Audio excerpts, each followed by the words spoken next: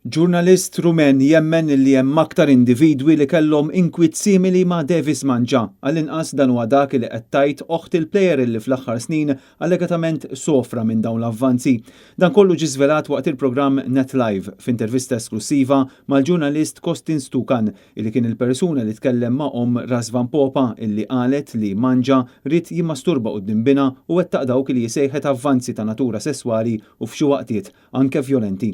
Fuq Net Television Stucan stqar li l-akkużi ta' din l-om huma serissimi u spjega għaliex din il-familja għażlet li titkellem 3 snin wara li allegatament ġara dan kollu. The family of the player first came out and speak with us 3 years ago, but they were not convinced to speak publicly about it because Razvan Popa at that time he was still playing and they were afraid that the revelations would impact his career. But then he retired from football at 25 this January, and then they saw the revelations from Malta, and then they said, okay, we will come out. Il-ġurnalist spjega kif il-klabb spiċċa kastiga lil plejer u kien hawn illi Razvan Popa kien wasal biex ineħħi ħajtu bidejh. He became very aggressive against the player. I mean, there was an incident in the dressing room a few months after the last meeting between them.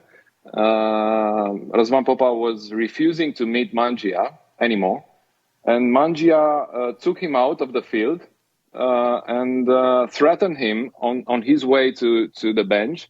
And then in the dressing room, Mangia put his hand in Razvan Popa's neck.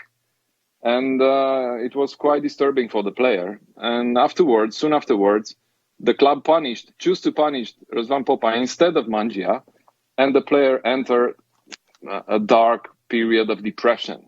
And his mother this morning revealed that at some time during this period, the player had thoughts of suicide, which is very serious. Waqt Net Live, Costin Stucan żvela wkoll dak li stqarret miegħu oħt il-plejer Rumen. The player's sister, which is older than the player with 1 year or 2 years, she's a psychologist, and she told me, I'm sure that there are more people